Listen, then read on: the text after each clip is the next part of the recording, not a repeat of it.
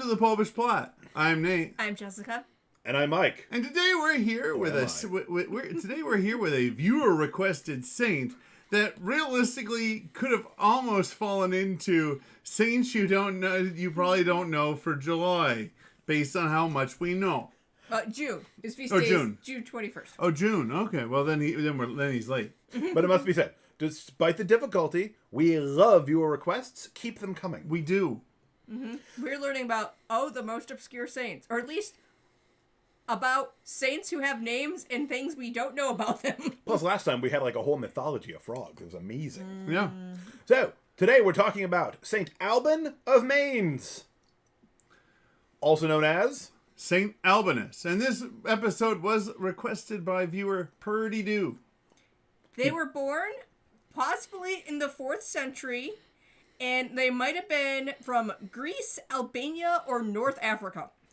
Dealer's choice. Yes, and they died sometime in the 5th century. So somewhere between lived. We actually have an outlier in that because we have a list of dates of the first one we have is October 30th, 380. So he may not have made it out of the 4th century. Totally specific. We know Next the one, day. Around the year 400. The next possibility, June 21st, 404, which I'm going to assume is a computer error, and they just could not find what year, but they're like, it had to be the 21st. That one, given how little we know, that one is oddly specific. So we've got two exact dates. Or maybe around 406. Or possibly in 483. And it might have been in or by the city that he's named after. Vaguely proximal to Mainz. Maybe.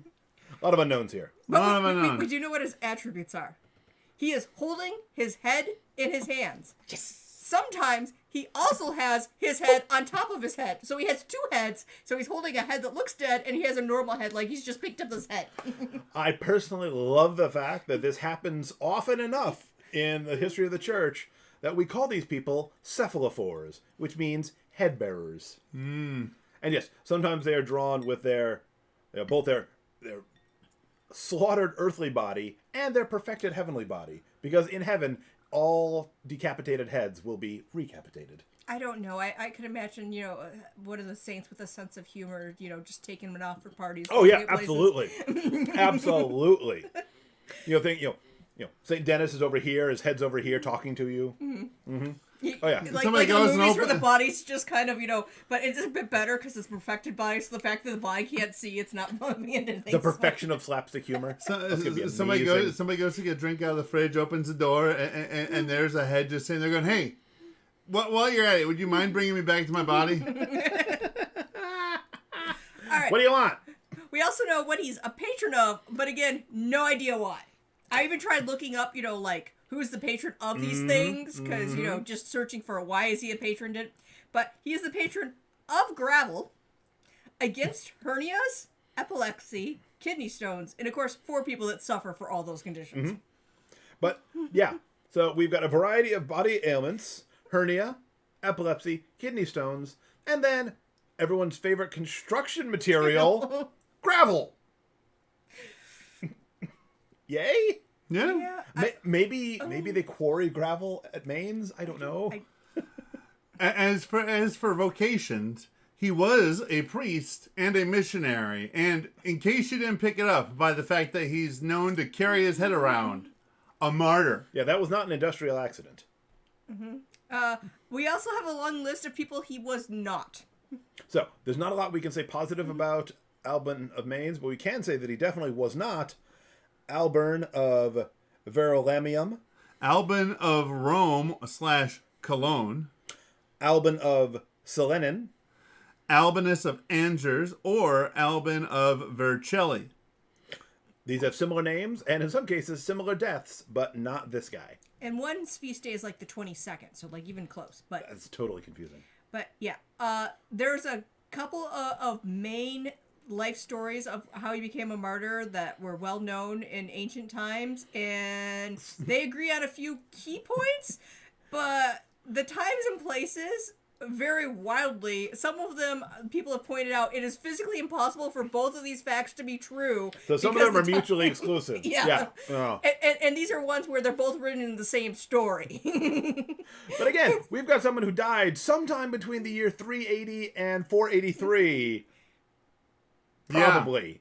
Yes. So, of the things that most martyrologies agree on is that he and a number of companions who were also saints had to escape the Arians. Yep. They may have gone to the Greek island. Might have gone from. Oh, okay. It might have been the Greek island of Naxos with Saints Ursus and Theonestus, or they may have had to escape North Africa because of Huneric, the king of the Vandals, was after him, and along with Theonestus, Ursus, Tabra, and Tabratha.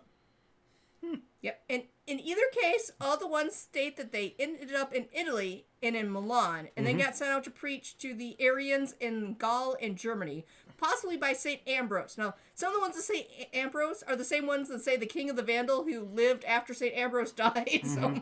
So it's hard to be both sent out to have first fled from Huneric and then been dispatched on a mission by St. Ambrose. Maybe they just got those two parts, depending on how close together, maybe they got those parts confused. Like they were sent out as missionaries by Ambrose and then had to flee from Huneric. Maybe a different Ambrose?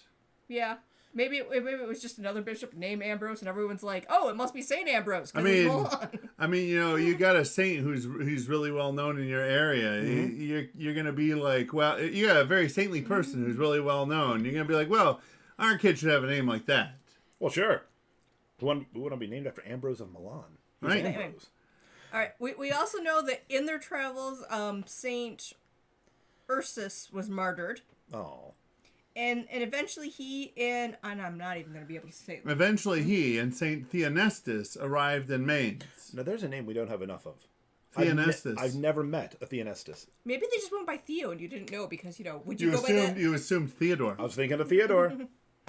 From there, we know that they preached and were working on converting the Arians. One of the things in the story is, no matter which storyline, there's a lot of Arians in the story. Totally consistent. Yeah. Well, because they were widespread. I mean, they were very successful missionaries. And then St. Alban was martyred by the Vandals or the Huns. Definitely beheaded. Now, he could have been beheaded was how he was killed, or... They could have mutilated the corpse after yes, that. yes, someone state that he was killed and then he was beheaded. Gotcha. So we don't know if he was killed by the Vandals, which is probably North Africa, or by the Huns, which could have been a lot of places because they scourged everywhere. We don't know how he died. Might have been by beheading.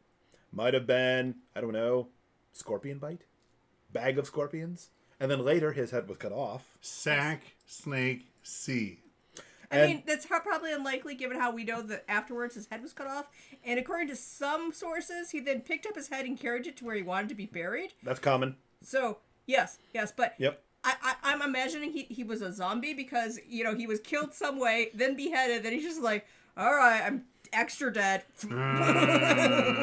What? This is not where my grave is supposed to be. This is a silly place for pilgrimage. What are you people doing? And then he goes, sometimes you just have to do everything for yourself. I need it near one of the roads. Romans love roads. People, come on, think about this. That's got to be a weird experience carrying your own head. Yeah. I mean, I imagine it would be like, when you get new glasses or you put on shoes that have way different heels, and it's like everything's just shorter now. Yeah, you're seeing the world Everything from looks different. because your arms are going to get tired if you're holding your head up here. Yep. So the world looks weird. So You got kind of a master blaster relationship with your own body. weird. I never thought about it that way, but now that you mention it, it's just, Now you can't unthink it. Now I can't unthink it. You're welcome. So, Purdy Do, thank you for this suggestion. We appreciate it. For those of you who out there who are not Purdy Do, we'd like your suggestions as well. You too can request topics for videos. Yeah, they don't have to be saints that nobody knows. They can be saints like everybody knows. It's okay. You could just be like, no, I just love hearing their story. When secretly you want to know more about them. I get it. I'm a convert. I don't know a whole lot about all the saints. we were all raised in this, either raised or came into the contemporary church. There's a lot, all of us don't know about the saints. Exactly. So feel free to go out there and say, hey. We just have so many saints now. We do. They keep getting more, which is a good thing, but makes it hard to learn them all. Indeed. They're like Pokemon. You'll never be able updating a new version. You'll never be able to collect them all. Just be like, hey, I want to know more about Saint Teresa of Calcutta. There's always more material. Exactly. We'll be like, she probably understood exactly what the saint was seeing because she was like 4'3". This is her whole life. While you're down there near the comment section, I bet in heaven she's 7 feet tall. While you're down there near the comment section, leaving your suggestions as to which saints we should talk about next, remember to click the like button, the subscribe button, and the bell next to it so you get notified when new episodes come out. And until next time, remember to live your faith. Love your faith. And share that love.